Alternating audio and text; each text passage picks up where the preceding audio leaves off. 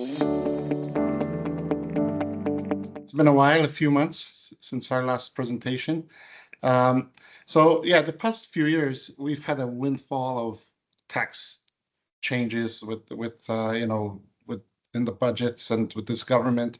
Specifically this past year, this time last year, we had, things with the UHT, the underutilized housing tax, and then back in March, we had the Bear trustee issue, which was one big fiasco.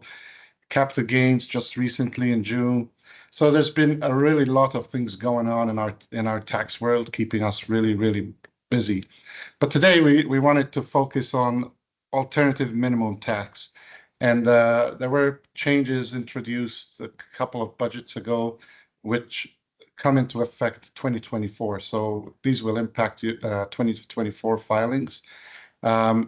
Again, just very high level, and Mike is going to get into a bit more details, but what is alternative minimum tax? Some of you may be aware, some may not be aware, but when you actually compute your personal tax returns, there are two computations going on. One is the regular, the normal tax computation, if you like. But behind the scenes, there's another computation being done. There's a specific formula to it, which again, Michael may touch on a little bit. And basically, you end up paying the higher of both. Under normal circumstances, so if you're kind of just have business income or employment income, maybe a little bit of investment income, typically the AMT does not kick in, and that's why very few people are aware of it. Usually kicks in when you have large capital gains and some other large investment type income. There have been some significant changes to the AMT formula, which again could have, in some cases, it's a positive impact. In other cases, obviously, it's not as positive. And that's the purpose of the presentation today. So on that note, I'll pass it on to Michael. And as Chris said, if you have any questions, just pop them in the Q&A and we'll get back to you. Thanks. Great. Thank you, Richard. Good morning, everyone. I'm happy to spend the next little while with you to go over, again, kind of go a bit into the background of what is alternative minimum tax, or AMT for short, what triggers it, what these new changes are happening in 2024, and how it's going to make its impact. And we're going to go through a few examples today where, as Richard said, there's some situations where it's where these changes are beneficial, and there's some changes that have come that aren't so much and can cause the AMT to be less of a background calculation than what it used to be. So what is AMT? It was originally introduced as a method to promote tax fairness. The government's rationale at the time was that the wealthy are utilizing certain deductions that are available to them in the Income Tax Act but not the average taxpayer uses on a typical basis as a way to keep their taxes low. And what was introduced was an alternative taxable income that was calculated in the background that reduced or eliminated certain deductions or preferential tax treatments. And then upon this alternative taxable income, the AMT tax rate is applied to it. And then essentially, if tax payable per AMT is less than your tax payable under the typical rules, then AMT is not going to be applicable. However, if the AMT tax calculation is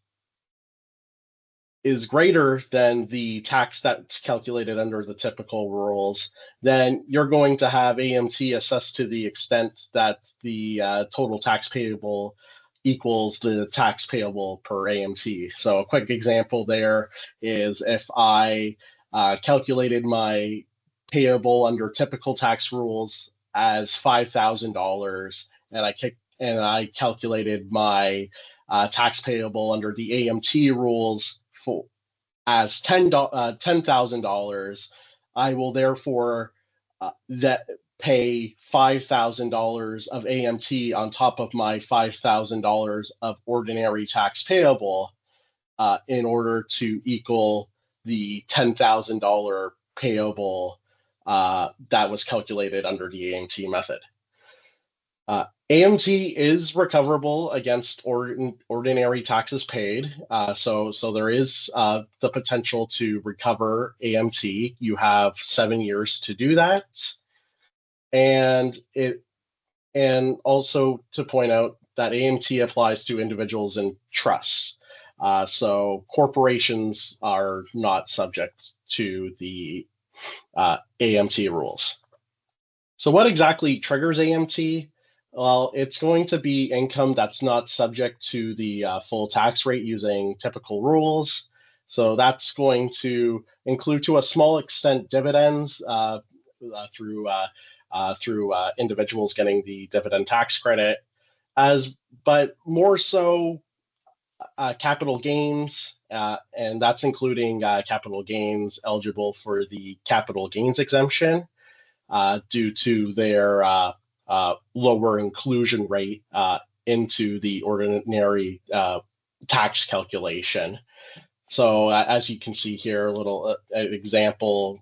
So for 2023 and prior years, under your typical rules, 50% of your capital gain is taxable, whereas in the background AMT calculation, 80% of the capital gain is taxable for the AMT rules. There are also certain deductions disallowed or limited for AMT purposes that I won't really go into because they're really not standard deductions that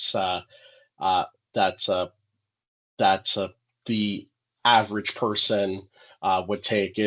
They're usually deductions that occur by doing certain situations or transactions. But that all changed with the new rules in 2024, making it more prevalent, and we will see that here. So we have a big list here of new AMT adjustments, at which were effective January 1st of this year. So first of all, they increased the AMT tax rate where it was previously 15%. It is now 20.5%. If we're and then this is just the federal rate. For us in Ontario, there's then an additional 10.77% AMT on top of that 20.5% to give Ontario AMT tax rate of 31.27%. AMT has a basic exemption that we'll see how that works through the upcoming examples. That's previously there was the exemption was $40,000 and it increased to $173,000. And this basic exemption, this applies to individuals only. Trusts and will not get this basic exemption amount, and we'll see how that is an issue later on in the presentation today. We see a further limiting of tax preferences. So first, in the first case, so we were just talking about the capital gains. So the inclusion rate on the capital gains for AMT purposes has increased from 80% to 100% for calculating AMT.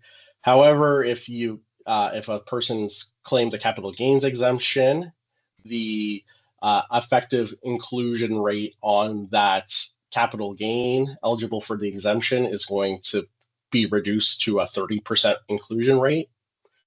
And we'll see that later on in an example. We have seen there's new rules on reduced deductions for loss carry forwards. We're gonna to see an example on that. If you're earning stock option income, any stock option deductions are denied for AMT purposes. Donation credits, they used to not be impacted. There used to not be any changes to between the typical tax rules and AMT. Now that the credit's limited to 80% of what you would have claimed under the typical rules. And then we've got a large variety of deductions that are now limited to 50% for the purposes of calculating our AMT taxable income. With the biggest two being the first two I mentioned there. So interest paid on investment loans, investment counsel and management fees, moving expenses, childcare expenses, employee expenses. There's others as well that have been reduced to as well, but the main two we are going to focus upon today are the investment loan interest and the investment counsel fees. So now we are going to look at these AMT changes and how it impacts individuals and trusts. And we're going to start with individuals first. And we will be going through a couple of examples on how this AMT taxable income calculation works and its impact. So let's start with example number one.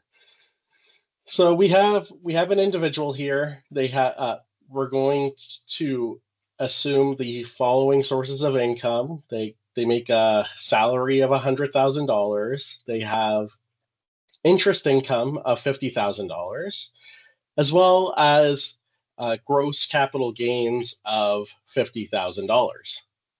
And we're going to assume that they have the following deductions available on their tax return. They have investment counseling fees of $20,000, and they have an investment loan and where they have paid $10,000 of investment loan interest. So going to bring out my laser pointer here. So let's walk through the taxable income calculation. So first you have your salary. There's no difference between how it gets added to taxable income between the ordinary rules, the old AMT calculation and the new AMT calculation. Same with interest. There's no difference between the ordinary tax income calculation versus the AMT calculation, as there's no preferential treatment on interest income. Capital gains, though, is where we see our first difference. So in the ordinary tax calculation, we were able to include only 50% of the capital gain as taxable income. So again, we had $50,000 of capital gains. So for the ordinary calculation, $25,000 is added to our taxable income. this individual earned less than $250,000 of capital gains in the year, so they're able to keep that the old 50% capital gain inclusion rate. So that's why we're using 50% here. Now, under the old AMT rules, the capital gain gets included into income at 80%. So 80% of 50,000 is 40,000. And then under the new AMT rules, 100% of the capital gain is added into the AMT taxable income. So the whole $50,000 is added to our taxable income for AMT. Our investment counsel fees, we have our $20,000 deduction that we took under the ordinary rules. There's no change under the old AMT rules, but under the new AMT rules, 50% of your deduction gets denied for the new AMT calculations. So as opposed to $20,000, we now have only $10,000 for the purpose of AMT.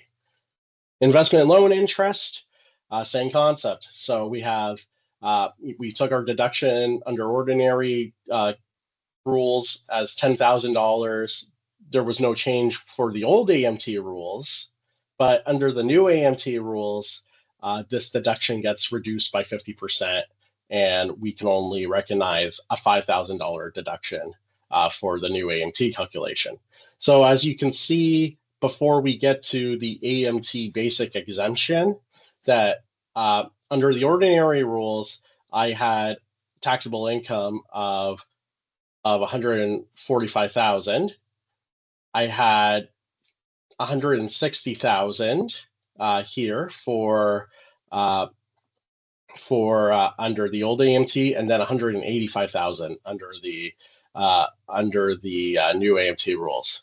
We then get the basic exemption, which is only for AMT purposes. So as I mentioned before, previously it was a $40,000 exemption, and now under the new AMT rules, it's 173,000. So then we get to our final totals where this should have said $145,000. My apologies for the typo there. This under the ordinary tax calculation. Under the old AMT calculation, we had a taxable income of 120,000, and under the new AMT calculation of $12,000. So in this case,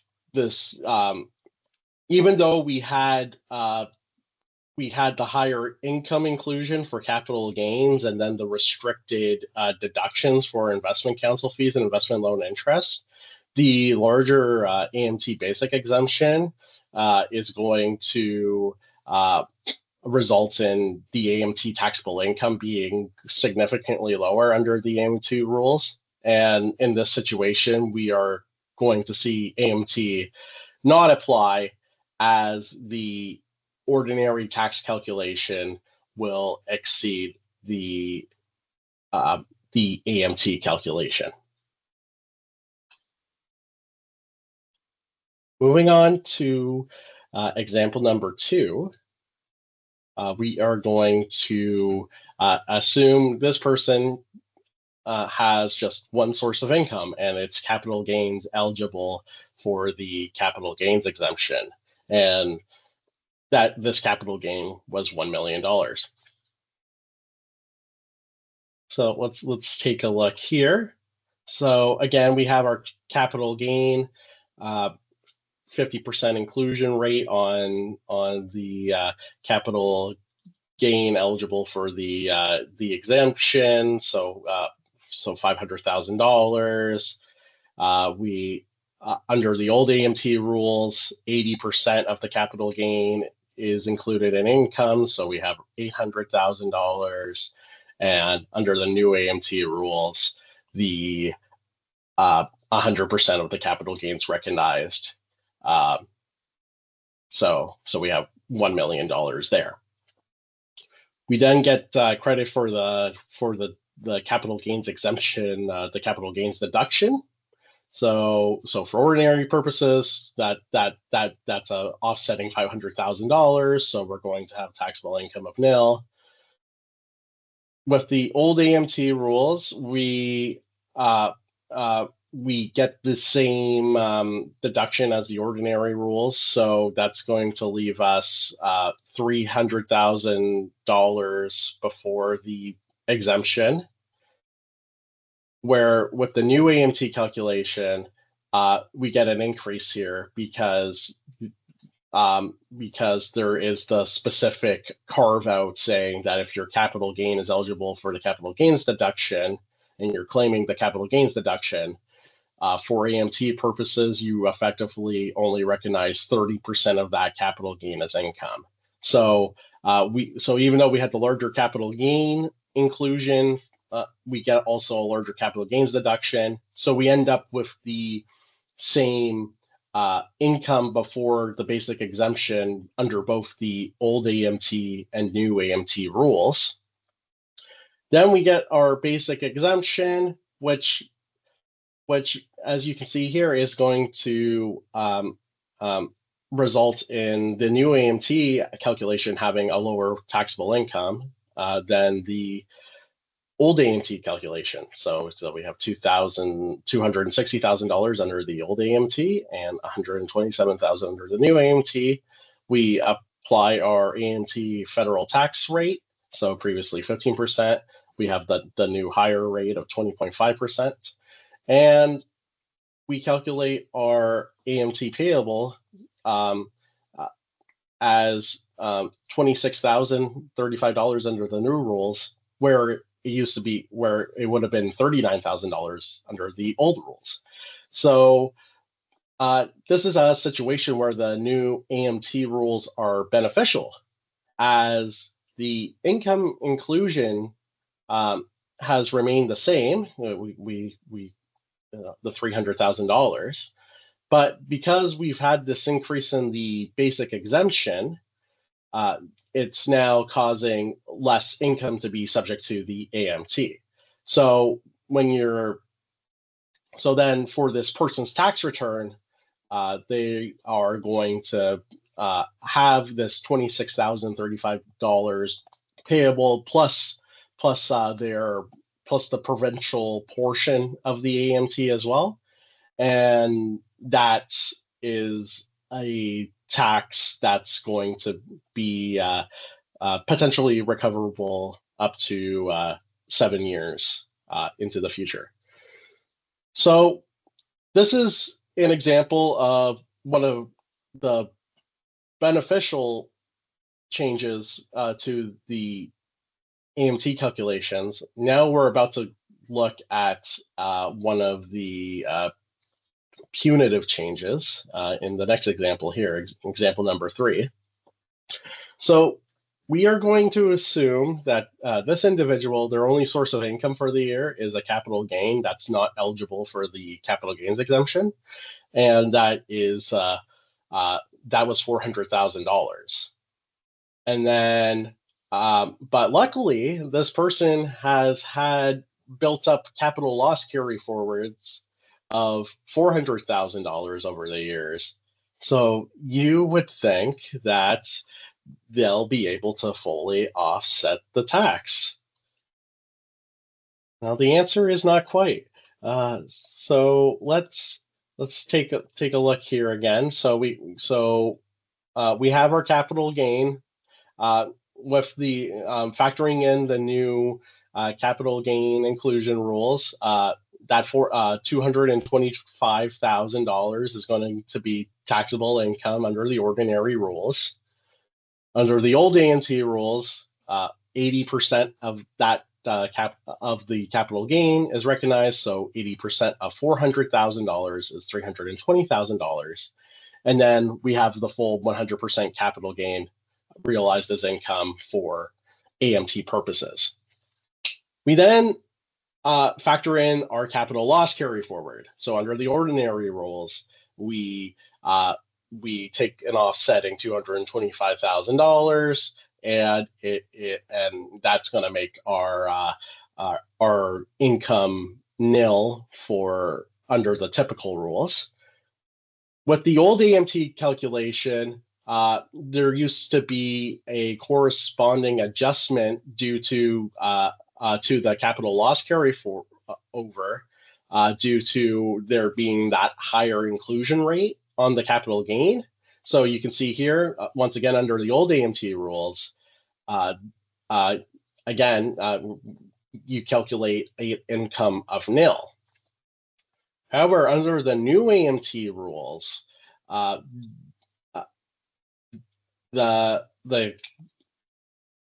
we do not get a benefit of an adjustment like we did under the old AMT rules.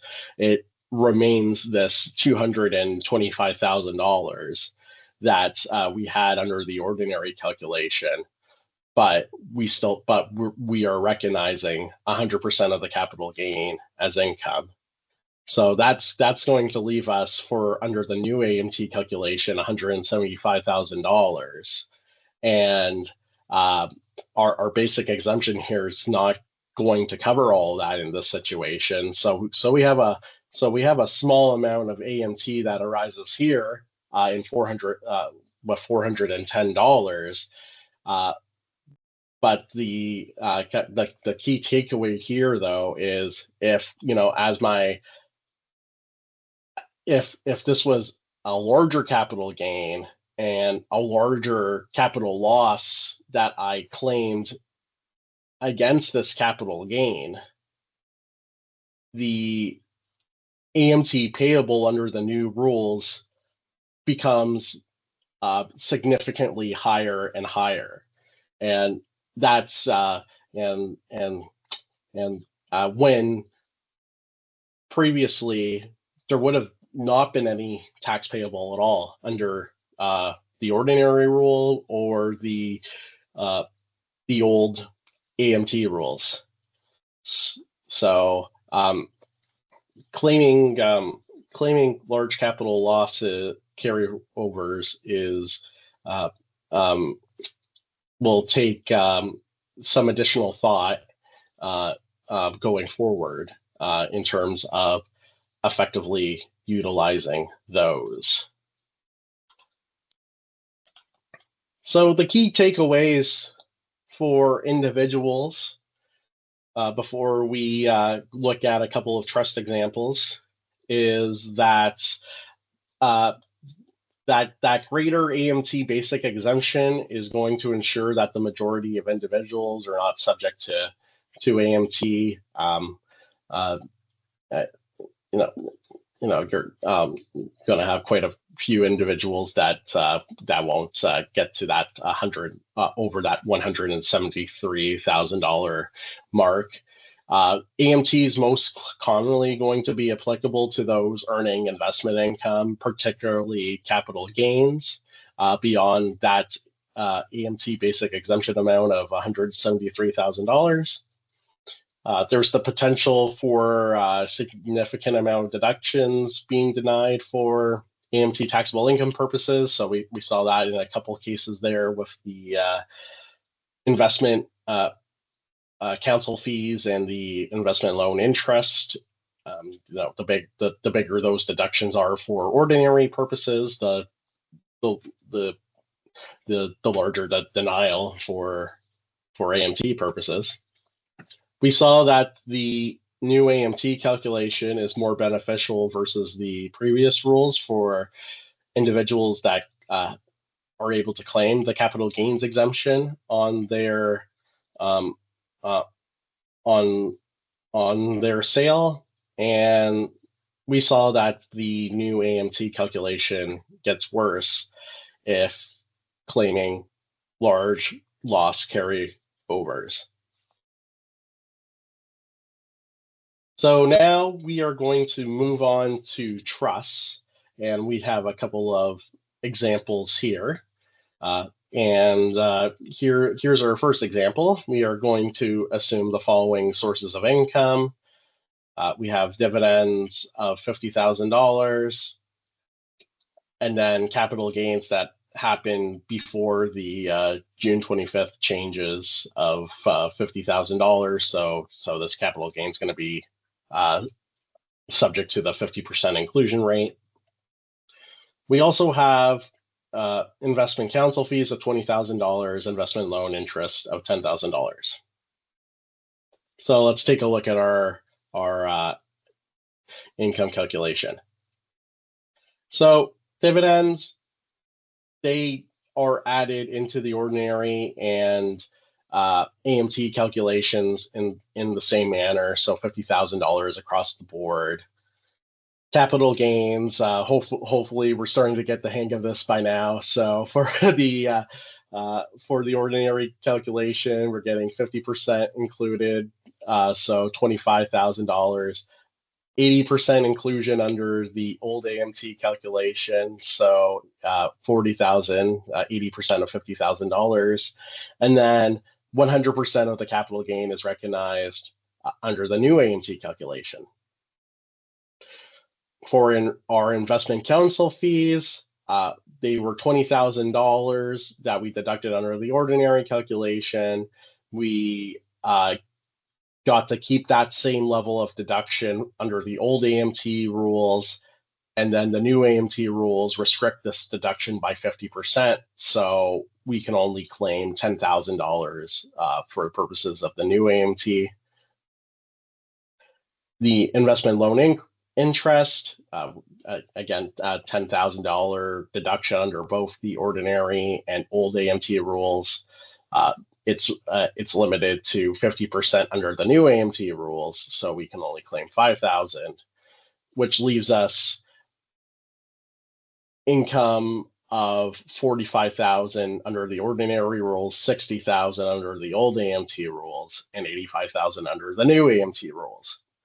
Now, the trust is, we're going to assume that the trust allocates its ordinary taxable income out to the trust beneficiaries, so that the trust taxable income is nil.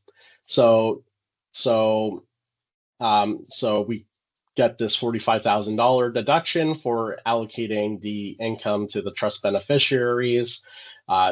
You get that deduction across the board for both the old AMT and new AMT calculations. There's also then an additional AMT deduction for due to allocating capital gains out to beneficiaries, so that which you can see calculated here for the old and new AMT rules, which then leaves our taxable income, our final taxable income for the trust, where it used to be zero or for under the ordinary rules and also under the old AMT rules. But now all of a sudden we still have $15,000 of income under the new AMT rules. So that means, you know, our trust here is going to be paying tax. So we have the AMT federal rate, so a federal AMT payable of $3,075. If I include the Ontario portion of the AMT, we are looking at roughly $4,700 of AMT that is now going to be paid by the trust, when previously the trust would have paid nothing.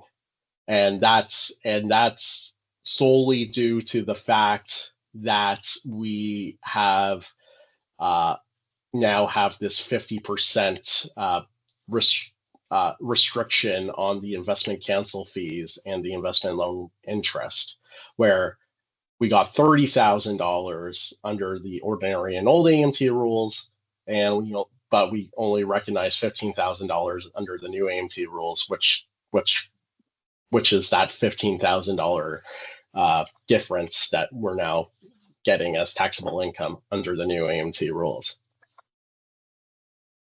So that's so So again, an example here how these new AMT changes are going to be more punitive on trusts because, as mentioned before, the trusts don't have that basic exemption that individuals get, that $173,000. Trusts are not eligible for that. So that's which is going to result in the AMT. One last example that I have before we go into some planning opportunities, and this is going to be another example about the capital loss carryovers, and we'll get to see kind of a more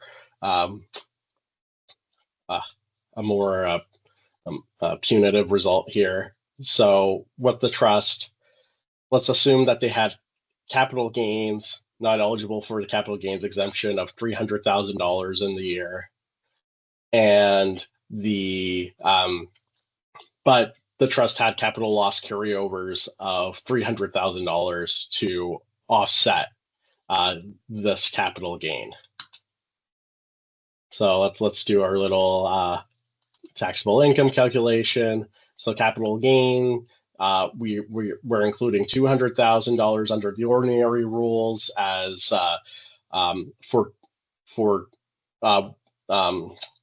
in this example, we're assuming that this capital gain happened after June 25th and has the two-thirds inclusion rate on it. So 2/3 of 300,000 is 200,000. Under the old AMT rules, 80% is recognized as income. So we have 240,000, and then new AMT, 100% of the capital gain is recognized as the for the new AMT calculation. In terms of our carryover, we get the offsetting $200,000 so that we have a nil taxable income for ordinary purposes. Under the old AMT rules, we got that adjustment to the capital loss carryover so that we ended up with the same nil result under the old AMT calculation rules. And then for the new AMT calculation rules, we do not get that same adjustment that existed for the old AMT rules, which then leaves $100,000 still as taxable income under the new AMT rules. And when we look at the federal AMT rate, we see all of a sudden this trust that previously would have paid nothing in this situation is now going to pay tax of $20,500 plus the provincial portion of AMT. So so concluding here, the new AMT rules results in AMT payable when no tax was payable under the ordinary or old AMT rules. And the result under the new AMT rules is going to become worse as the loss carryover claim gets larger.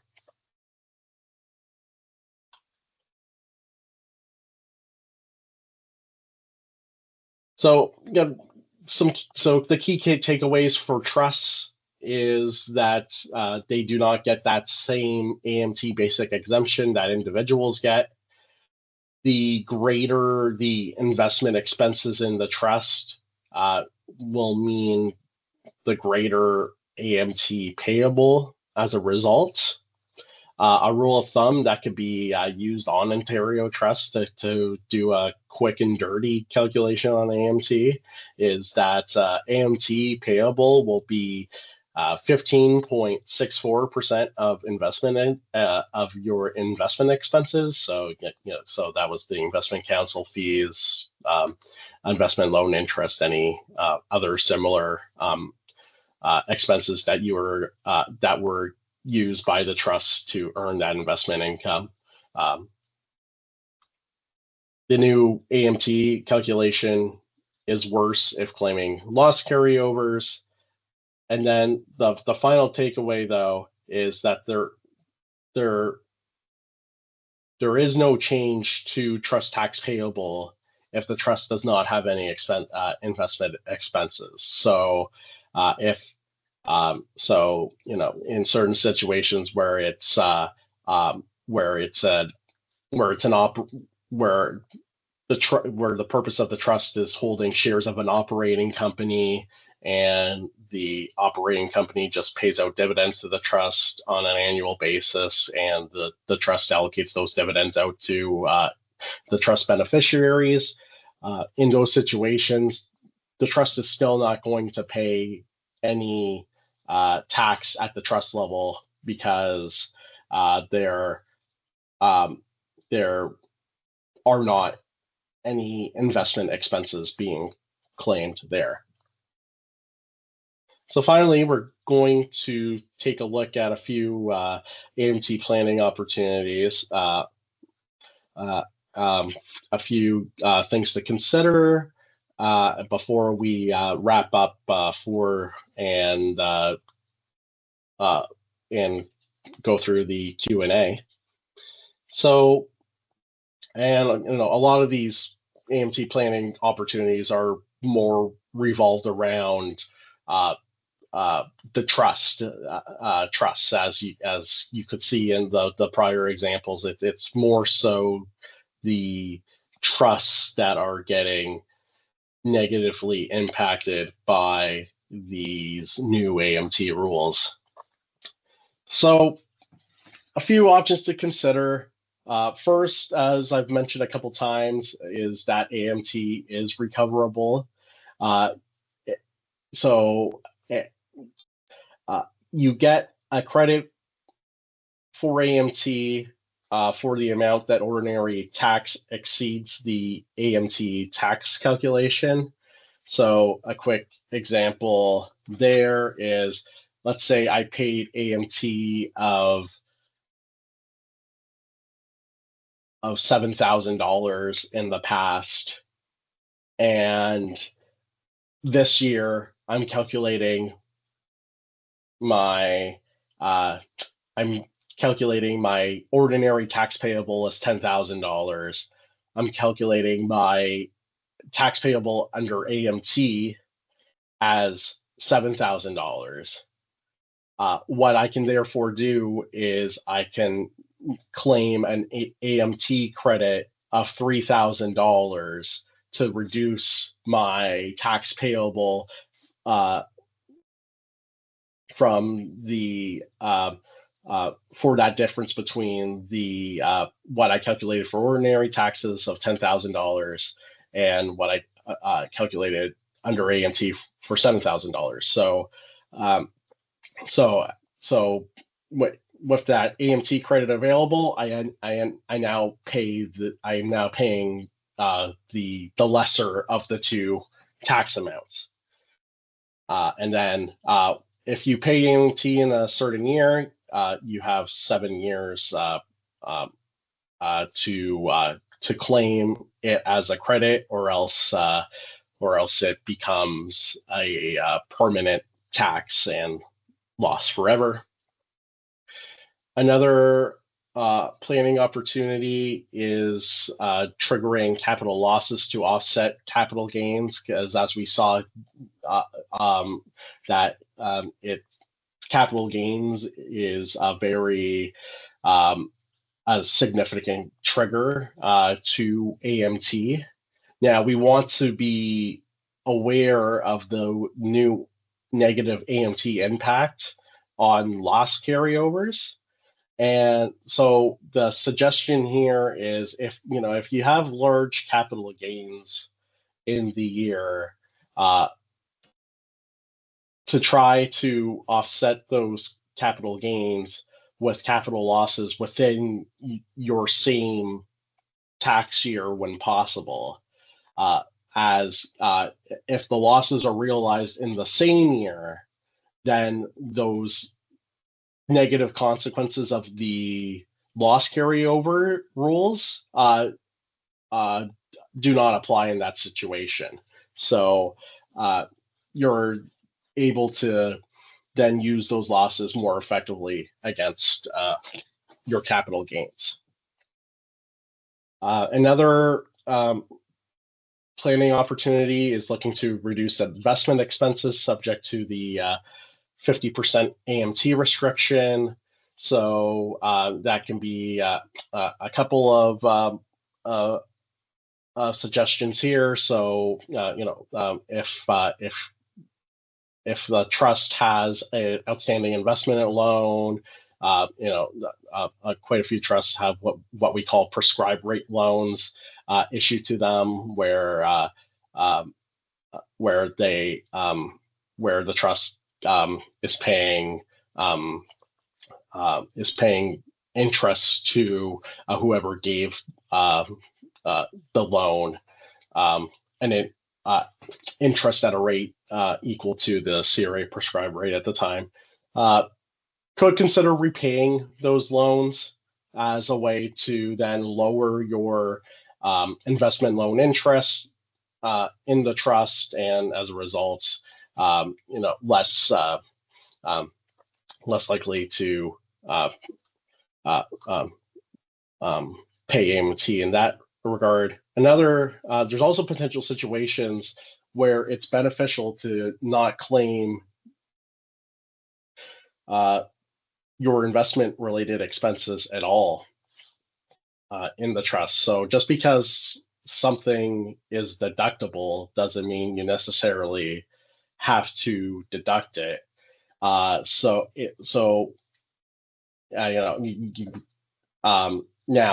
I mean, what that will do is then increase your taxable income under the ordinary rules. But if you have a situation where you have beneficiaries in the trust that do not have any sources of income, those beneficiaries are able to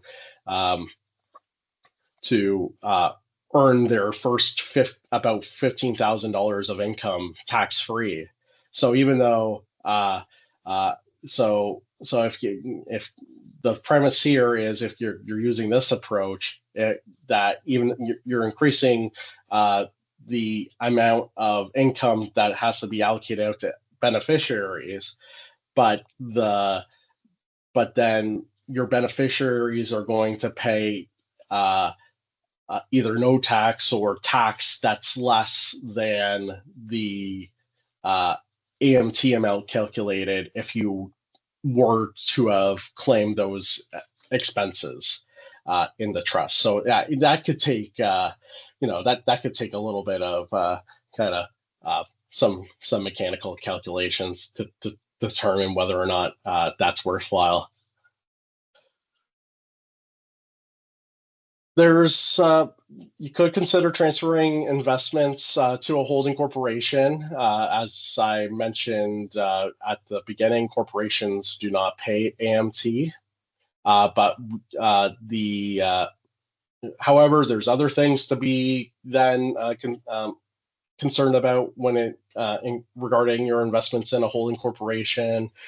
There's various refundable taxes that can be applicable, as well as that new 2/3 capital gains inclusion rate.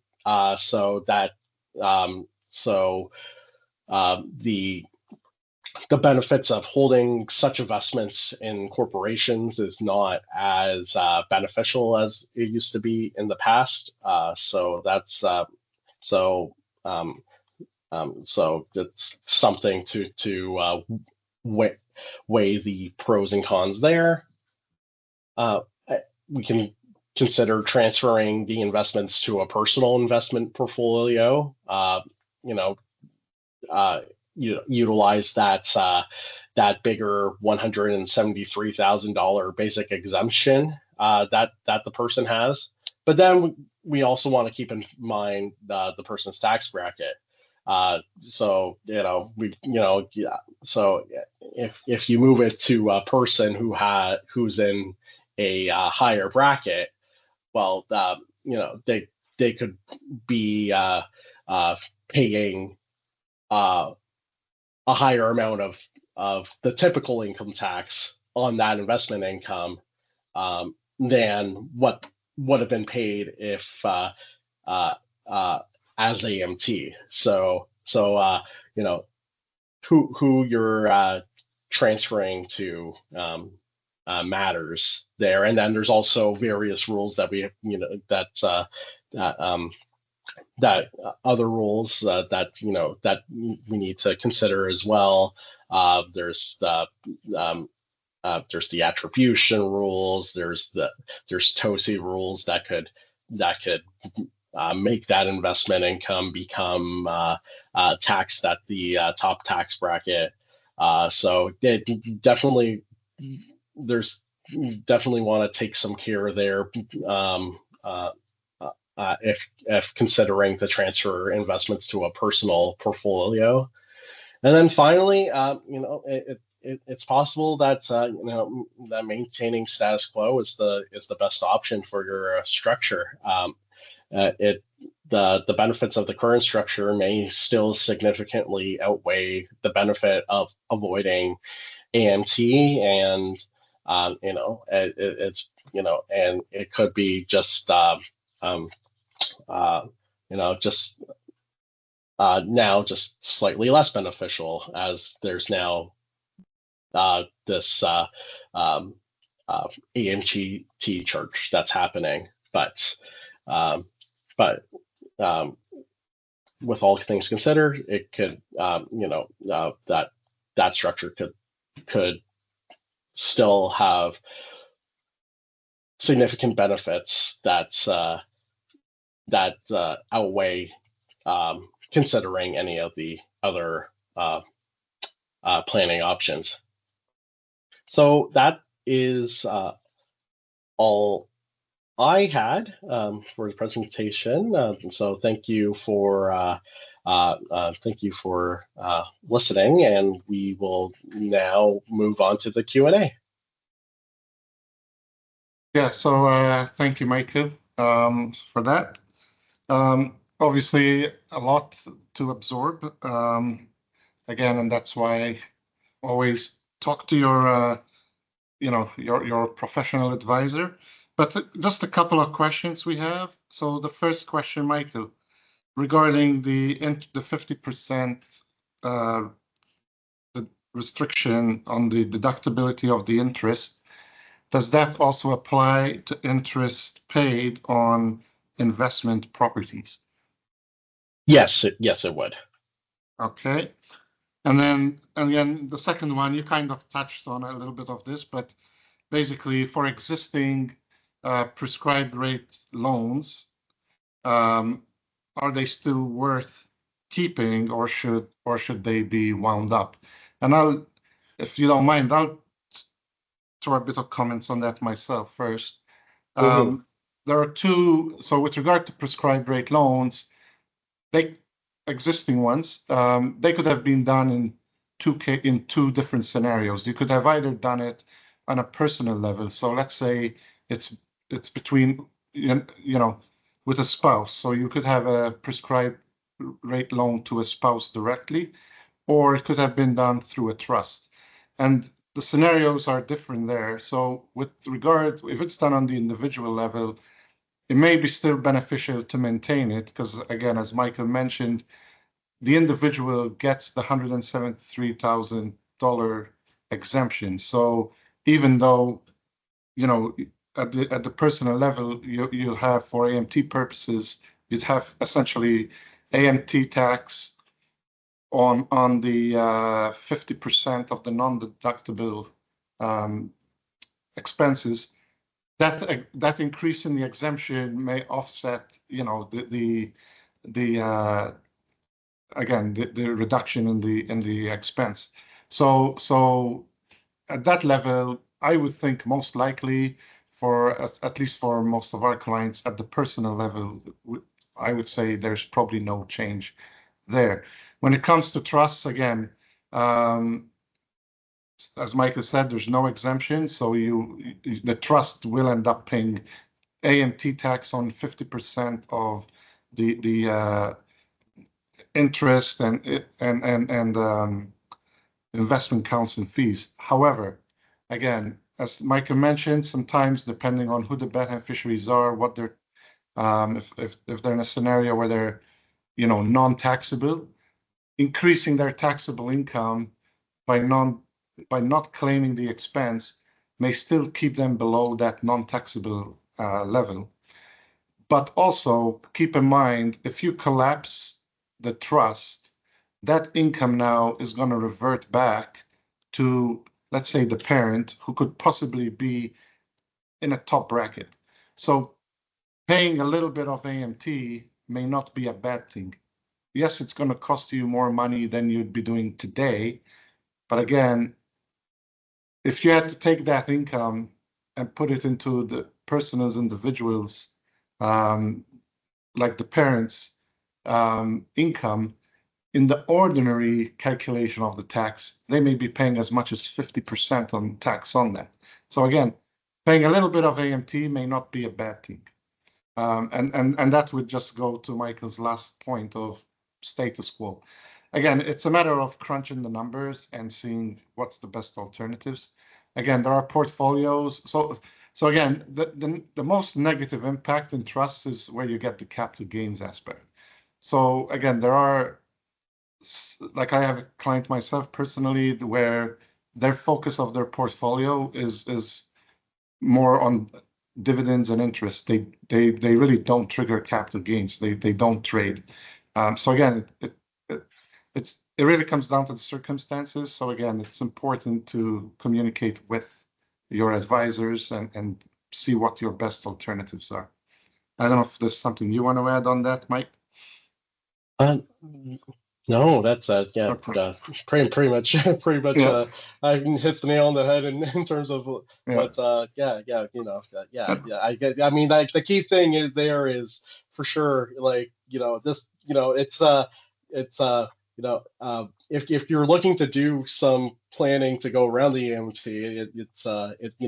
it is important to reach out to us and help kind of look at the potential alternatives, or we may